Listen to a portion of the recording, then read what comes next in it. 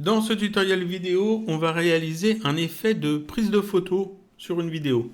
C'est un petit effet assez basique.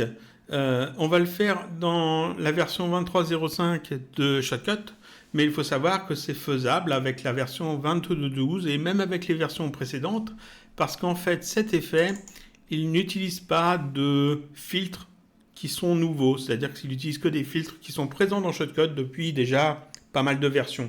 Donc c'est un effet qui était déjà faisable bien avant et que là on va faire dans la version 23.05 afin de pouvoir faire un groupe de filtres qui permet de réutiliser cet effet assez facilement. Les utilisateurs de la version 22.12, vous ne pourrez pas faire de groupe de filtres, mais vous pouvez quand même faire l'effet et même le sauvegarder normalement soit dans un projet MLT, soit en le copiant-collant dans le bloc-notes de Windows par exemple. Cet effet, je vais le réaliser sur une vidéo de 1920 par 1080, donc du 16 neuvième 1920 par 1080.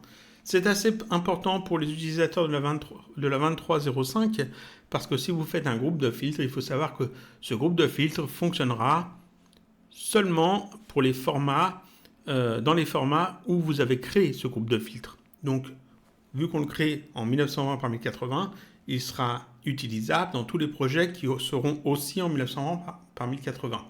Si vous l'utilisez dans des formats différents, par exemple des formats verticaux, ou alors dans du 1280 par 720, il faudra refaire l'effet dans ces versions-là et sauvegarder en fait une version pour ces versions-là. Donc je vais commencer par vous montrer à quoi ça va ressembler. Ça va ressembler à ça.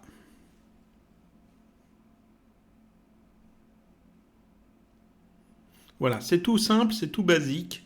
C'est juste en fait comme une prise d'un instantané.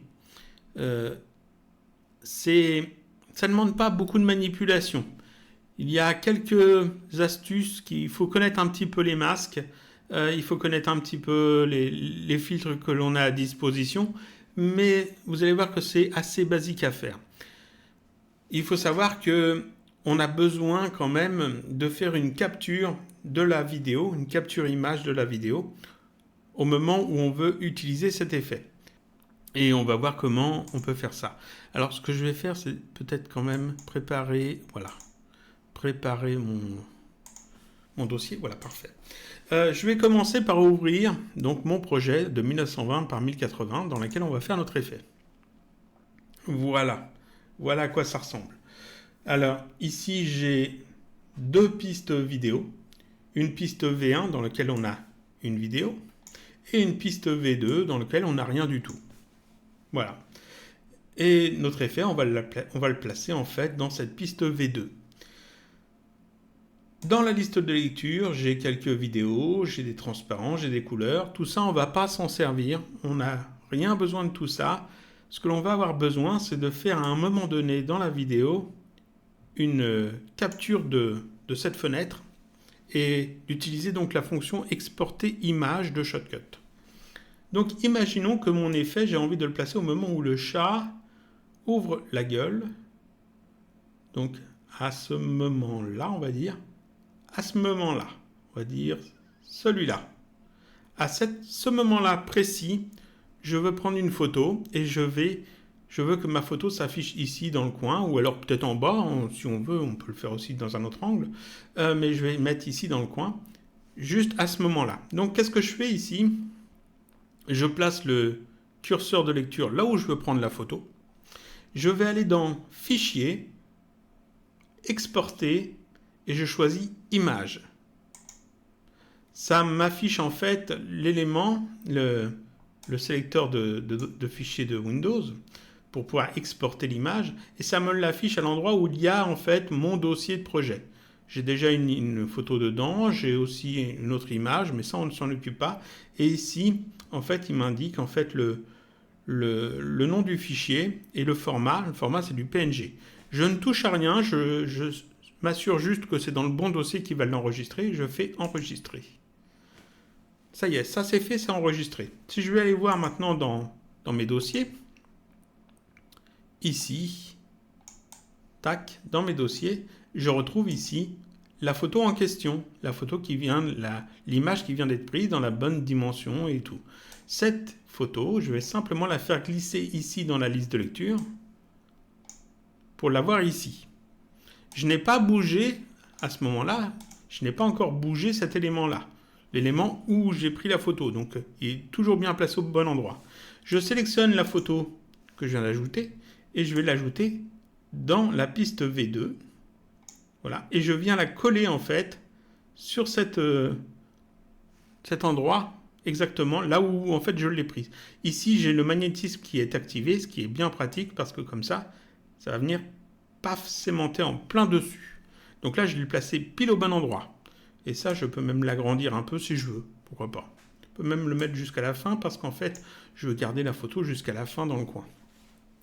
Donc là, je peux bouger ça maintenant, il n'y a aucun problème. Si je fais lecture, ça prend une photo à un moment donné, enfin, c'est fixe. Et on ne voit plus la vidéo qui est dessous, mais on voit en fait la photo.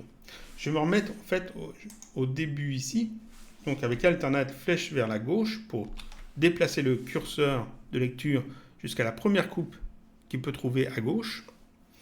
Et je vais commencer à faire mon effet. Mon effet, en fait, je veux que ça ressemble à une photo. Donc, une photo, généralement, pas toujours, mais généralement, ça a un contour blanc. C'est-à-dire que quand on voit une image avec un contour blanc, aussitôt, on pense, tiens, ça doit être une photo. C'est pas forcément le cas, mais ça permet de bien délimiter les bords de la photo, donc ça va aider. Donc, je vais faire en fait un contour blanc. Comment je peux faire un contour blanc ?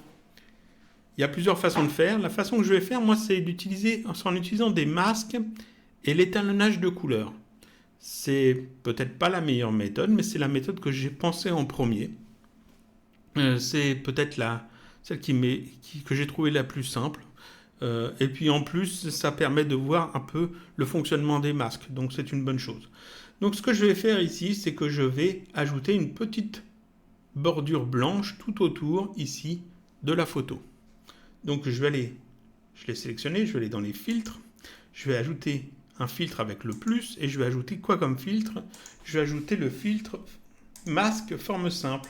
Donc ici, si je tape forme, ou au moins le début de forme, je trouve assez facilement ici masque forme simple. Je l'ajoute, voilà ce que j'obtiens, un masque comme ça. Ça, c'est pas très intéressant, parce qu'en fait, c'est juste un petit carré au centre. Et je vais modifier plein de choses. Ici, la progressivité, je vais mettre ça pour le moment à 0. On va la modifier un petit peu après. Ensuite, la rotation, je n'y touche pas. La position ici, je veux que ça soit en 0, 0. Donc ça se place ici, que ce point-là se place tout en haut à gauche. Et je veux que ça prenne tout l'écran. Donc 1920 en largeur, 1080 en hauteur. Donc ici, en largeur, 1920 et en hauteur 1080. Ça prend tout l'écran. C'est parfait. Il est en mode d'opération écrasé, c'est une forme rectangulaire, pas de problème. Je vais ajouter un deuxième masque forme simple. Donc je fais le petit plus, je retape forme, je resélectionne masque forme simple, et ce deuxième masque forme simple, je vais le faire un peu plus petit. C'est-à-dire que ce deuxième masque forme simple, ici, sa position, ça ne va pas être 0, ça va être, on va dire, 20. Ici, sa position, ça va être 20 aussi, donc je le mets comme ça, ce point-là, à 20 pixels du bord, du haut et de la gauche. Donc il est vraiment à 20 pixels comme ça, et à 20 pixels comme ça en hauteur. Ici, la taille, je veux que ça prenne toute cette largeur, toute cette hauteur-là, mais que je veux garder ici 20 pixels quand même de marge. Donc ici, 1920 moins 40, c'est-à-dire moins 20, moins 20. Je vais taper ici 1880. Non, c'est pas là, c'est là. Là, 1080 moins 40, c'est 1040. Et là, comme j'ai dit, parce que là, c'était pas ça, ici, comme je veux aussi 20 pixels, il faut que ici, je retire à même 1920 les 20 pixels que j'ai là et les 20 pixels que j'ai là, et donc j'ai 1880. Si je me suis pas trompé, je pense pas. Donc là, en fait, j'ai un rectangle, un masque qui est un peu plus petit. Et ce masque ici, en opération, au lieu de écraser, je vais mettre soustraire. Tac. C'est-à-dire que ici j'ai un grand carré auquel je soustrais, donc je retire un carré plus petit. Ce qui fait que la différence, c'est la petite bordure ici. Cette petite bordure, il va falloir la colorer. Donc ce que je vais faire d'abord, c'est ajouter un masque appliqué pour dire j'applique mon masque. Donc je clique sur le plus qui est ici. Je tape APP pour trouver le masque appliqué facilement. Tac, je l'ajoute. Et puis maintenant, entre les deux masques forme simple et le masque appliqué, je peux ajouter des effets. Par exemple, ici, je peux aller chercher dans les filtres vidéo, tout en bas, ici, l'étalonnage de couleurs, qui permet en fait de modifier les couleurs d'un élément, d'une vidéo. Donc, je sélectionne ça. Alors ici, il faut peut-être que j'avance un petit peu là pour montrer bien ce que ça va donner. Je vais agrandir un petit peu ça, voilà, parce que c'est une boîte de dialogue qui est un peu chiante à prendre la place. Ici, en fait, ça permet de modifier les couleurs. Ici, on peut modifier, si je ne me trompe pas, là, les tons sombres, les tons moyens et les tons clairs. C'est indiqué ici. Et ici, sur le côté, on a en fait les valeurs de luminance. Donc ici, ce que je vais faire, c'est que je vais m'arranger pour cramer complètement mon image. Donc, cet étalonnage de couleur, je vais la placer au-dessus du masque appliqué. Voilà. Et là, je vais remonter ça tout en haut, tac, pour totalement cramer l'image. Donc, avoir du blanc à la place de toutes les couleurs. Pareil pour les tons moyens et pareil pour les tons clairs. Tac. Donc là, j'ai du blanc forcé. Je peux retourner dans les masques forme simple. Ici, j'avais mis la progressivité à 0. Ici, pour le deuxième masque, il faut aussi que je mette la progressivité à 0. Voilà, ce qui me permet d'obtenir en fait, voilà, un cadre blanc. Ce cadre blanc, on veut quand même un petit peu l'atténuer sur les bords quand il va bouger. Donc en fait, le masque forme simple, au lieu de mettre vraiment 0, je vais mettre 1%. Histoire d'avoir un petit dégradé quand même, un petit effet de flou sur le beurre. Et je vais faire pareil ici. Pour le deuxième masque forme simple, je vais mettre 1% aussi. Voilà. Ça ne se voit pas vraiment, mais quand on zoome, disons que ça permet d'alléger un petit peu le contraste. Donc là, mon étalonnage de couleur, j'ai juste eu à mettre ces trois valeurs-là, tout en haut vers le blanc, pour avoir du blanc à la place de la couleur. Et j'ai le masque appliqué. Donc là, mon effet il est quasiment fait, il n'y a plus qu'à animer. Pour animer, alors je vais me remettre tout au début ici, tac, au début de l'élément. Pour animer, je vais utiliser un masque, un filtre taille, position et rotation, parce que c'est le filtre qui me permet d'animer à la fois la taille, la position et la rotation des éléments. Et c'est exactement ce qu'on veut faire.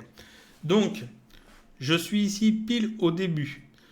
Je veux quand même qu'il y ait un petit moment où c'est figé. Donc je vais avancer d'une image. Une image, une frame, une seconde. C'est-à-dire que je fais juste avec un appui sur la touche flèche droite du clavier. Tac, pour avancer d'un cran. C'est tout. Ensuite, je vais ajouter ici un filtre dans les favoris taille, position et rotation. Voilà. Et ce filtre, je vais animer sa position et sa rotation. Donc j'ai cet élément, ce chronomètre à activer, et cet élément, cet autre chronomètre. Donc je clique une fois là, pour le mettre en bleu, et je clique une fois ici, pour le mettre en bleu. Donc j'ai les deux chronomètres mis en bleu. Je suis ici passé dans les images clés par défaut, donc voilà, ça c'est les images clés. Maintenant ce que je veux, en fait, c'est que quand je fais lecture, à ce moment-là, on va dire, là, je veux que tout ça, ça soit juste un petit carré ici sur le côté. Donc, qu'est-ce que je fais? Eh bien, je vais, hop, réduire mon image, la faire tourner et la placer où je veux. Je veux la placer ici. Et voilà. Et là, si je reviens dans la ligne de temps, et que je reviens en arrière, on va tout désélectionner, mon effet est terminé. Voyons à quoi ça ressemble.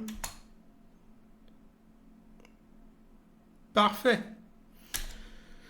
Je peux aller un petit peu plus loin si je veux. C'est-à-dire que tout au début ici, on a passé une frame.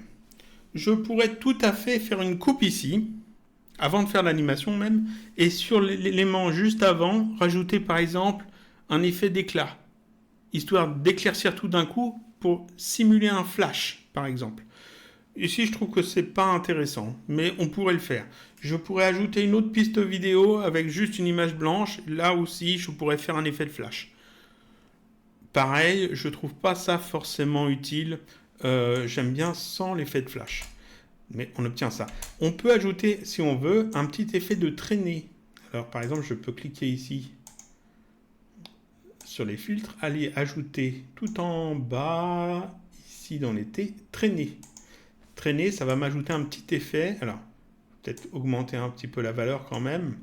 Ça va m'ajouter un effet de traîner quand ça se déplace. Voilà. Ça peut être sympa. On augmente plus ou moins ici le nombre d'images qui vont suivre. Voilà. Ça peut être intéressant. Ça ajoute un petit plus. C'est pas nécessaire. C'est pas absolument nécessaire. Ici, moi, je préfère le retirer. Donc, j'ai juste, en fait, à faire ça comme ça. Si on veut ajouter forcément plusieurs images ici, il va falloir faire plusieurs pistes vidéo. Là, on n'a pas le choix. Mais pour une seule image, une seule piste vidéo suffit avec ces filtres-là. Donc là, les utilisateurs de la version 22.12, bien c'est fini, vous enregistrez et puis c'est bon.